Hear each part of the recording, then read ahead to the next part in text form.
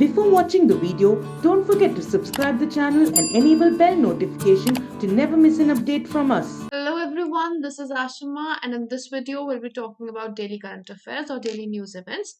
And the discussion is going to involve a lot of news events in general, and those news events we are going to talk about in detail so that this video is helpful for all the examiner aspirants. So if you're preparing for any of the government examination, or you just want to be updated about the here and there news events that are happening in and around the nation, for that purpose you can follow up on this video, so you can easily, all of you can easily share the video and like the video and comment on any of the questions if you have regarding the video, right? Also, there is a free live quiz that happens on Entry app, which will help you keep in touch with the current affairs. So we have everyday live quiz that happens. It's a hardly 15 question quiz, 15 minutes quiz, and you can easily take it every day for keeping in touch with the question series. So do download the app and check out the quiz. Here we're going to begin with our discussion with the first news event being Exercise Desert Flag 6. Now, this exercise is being conducted in UAE as of now, and it is a multinational exercise. Now, what is a multinational exercise? An exercise which involves multiple nations altogether, and all of them participating in the same exercise is what multinational exercise is, right?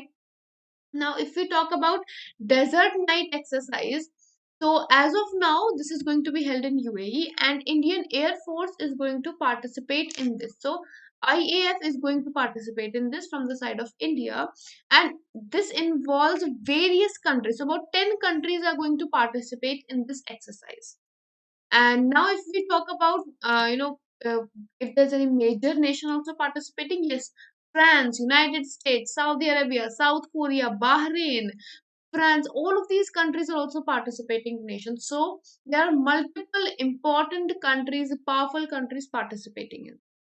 Then we have certain observer states also. So if we talk about observer countries, Jordan, Greece, Egypt, Kuwait, these are the four countries which are the observer countries in this exercise, right? Now, it is the first major multinational air combat exercise in which India is participating, right? And if we talk about the last 5 years, then in the last 5 years, India has been participating in pitch black exercise of Australia, blue flag of Israel, red flag of America. These are the three important exercises that India participated in the last 5 years, if we talk about. Now, in this exercise, what is going to be the participating one from the side of Indian Air Force? So, two C-17 fighters are going to be there. C-17 fighters are going to be there from India's side or Indian Air Force side, right? Next is MTRC system. Now, MTRC system is being introduced in the Indian Railways for the first time. So, first of all, we'll see what MTRC system is. Because if we're talking about a system, we need to know what exactly is it. So, MTRC stands for Mobile Train Radio Communication. This is the full form of MTRC, right? And this is also known as Global System for Mobile Communication. Global System for Mobile Communication Railways. This is the other name of this, and this is going to be introduced as of now in Mumbai, Maharashtra. So in Indian Railways, it is for the first time, and in India, for the first time, it is going to be in Mumbai, Maharashtra. Right now, this is completely based on TETRA or terrestrial trunked radio, and this is going to be in the, if you talk about the region or the area which is going to be, that is going to be the Mumbai Metro. Now, what is the purpose of this? Now, this system or MTRC system helps prevent train accidents by ensuring instant and constant interaction of train crew with the control center at station master. So if there's any delay, if there's any, before time going on, so accidents can be prevented in certain cases because it is in constant contact with control center as well as the station master. Also, it can be tracked using GPS. It aids in communication between the trains also, not only from control center but also between the trains also. And Mumbai, where is it going to be set up? It's going to be commissioned in a 60-kilometer suburban between Churchgate and Virar section in Mumbai. Right now, who is going to provide the technical support in this? So, Consort Digital Private Limited. Consort Digital Private Limited is going to provide the technical support. Now, apart from that, when you're talking about railways, you have to know about who is the chairman and CEO of Railways Board right now. So, Suneet Sharma is the current Railway Board chairman and CEO. Very important. Right. Next, Insurance Ombudsman Rule 2017 amendments are soon to come to force, and once these come to force, there are going to be various changes that are going to be inducted. But first of all, you need to know about what exactly is the ombudsman we are talking about, right? So, if we talk about who is an ombudsman, ombudsman is any official who has been appointed for checking on all the complaints that have been registered for a certain service. So if there's is a consumer ombudsman, that means all the consumer related complaints are going to be tended over by the ombudsman, that particular person or team that has been appointed. Right now, who appoints them? Normally, it is government appointment, but sometimes private companies also have a certain ombudsman for their dispute resolution. Now, what is the amendment that is coming up? First of all, insurance brokers have been brought under the ombudsman scheme. So, all the brokers and their complaints can be taken over in the ombudsman section. Then, timeliness and cost effectiveness of the scheme is being brought into picture. That is, all the schemes, all the complaints are tended to timely and also in a cost effective manner. Not a very costly system has been created. Then there is a complaint management system that is going to be created for all the purpose of tending to complaints. Video conferencing is being allowed to hear the cases. So just like now the courts have gone digital. So why will ombudsman not go digital? So via video conferencing, all the complaints can be tended to. This is being brought into picture, right? Then Executive Council of Insurers, who basically manages the ombudsman's mechanism, it has been renamed as Council of Insurance Ombudsman. The Executive Council of Ombudsman is now Council for Insurance Ombudsman. Right? Now, next we have Haryana State Employment of Local Candidates Act 2020. Now, this was earlier via ordinance brought into picture. Then it has been passed, and now this bill was actually introduced, not exactly in an ordinance way, but it was introduced in last year during the COVID duration. We can say it was introduced, and now it has been passed by the parliament or the legislative assembly, as we can say, of Haryana, and the governor of Haryana has also approved it. So who is the governor of Haryana? Satyadev Narayan Arya. He is the current governor of Haryana, and he has approved this bill. Now, what does this bill do? It gives a 75% jobs reservation to private sector jobs. In private sector jobs, all the jobs which are above the salary of 50,000, in them 75% jobs have to be given to the state people, that is Haryana people. Right? This is a regulation that is going to be brought to picture. And also, the details of all the employees need to be registered with the government within 3 months. Not a delay of more than 3 months can be seen by the companies on giving the details of the employees that are there. And also, those who can, like, if there's any position for which they do not have anyone in Haryana whom they can appoint for that particular position, then in that case, what can be done is that they have to inform government on that matter. Right, if they cannot train someone and something which requires a specialty, and they are not able to find someone from Haryana, they have to inform government on that part, otherwise they cannot employ it. Just like then the Catch the Rain campaign. Now, Catch the Rain campaign is basically to enhance the rainwater harvesting system in India. Right, so a lot of rainwater harvesting systems, and introduction to why they should be put and what are the benefits of rainwater harvesting. All of these are going to be promoted under this campaign that is being conducted. Right now, who is conducting it? National Water Mission. NWM, National Water Mission, is conducting this campaign. right? Now over here, a tagline is also there. What is the tagline of this campaign? Catch the rain where it falls, when it falls. This is the tagline of this campaign, right? Next, a few one-liners.